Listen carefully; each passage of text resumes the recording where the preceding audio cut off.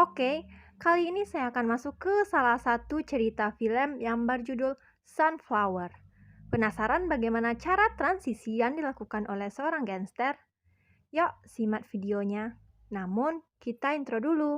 Oke, intro.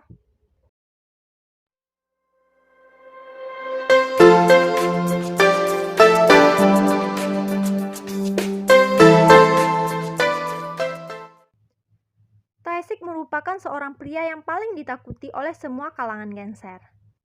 Akibat yang ia lakukan selama 10 tahun sebelumnya. Dan dikarenakan ulahnya itu, Taesik harus mendekam di penjara selama 10 tahun. Setelah keluar dari penjara, akhirnya Taesik kembali ke sebuah tempat yang ia anggap sebagai rumah, sambil membawa sebuah buku kecil yang di dalamnya berisikan perintah-perintah yang akan dilakukan oleh Taesik untuk kedepannya. Sesampainya di rumah, Taesik tak bertemu sosok yang ia anggap sebagai ibu. Namun, ia hanya bertemu dengan anaknya yang bernama Huiju. Huiju pun bilang kepada Taesik bahwa ibu tidak ada di rumah dan kemungkinan ibu akan pulang malam. Dan Huiji juga mengarahkan Taesik untuk pergi ke sauna, yakni tempat pemandian umum.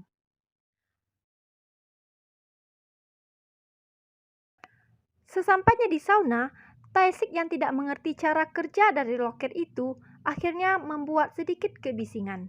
Dan akhirnya ia pun dimarahi oleh salah seorang yang ada di sana.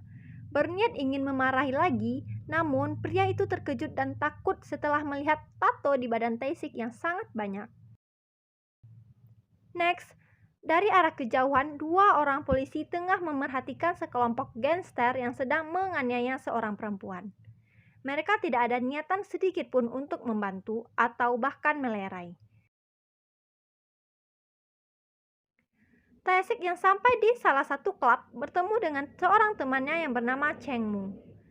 Cheng Mu yang terlihat kekar di hadapan anak buahnya harus bersikap lembut di hadapan Taesik.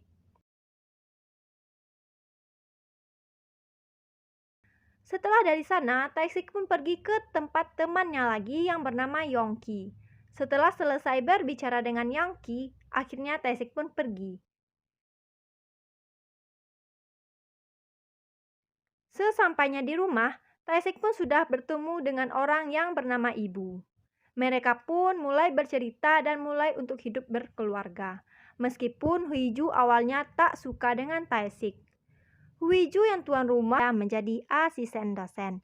Dan tentunya ditambah lagi Huiju hidup sendiri, tentunya tanpa ada ibu dan Taesik di sampingnya.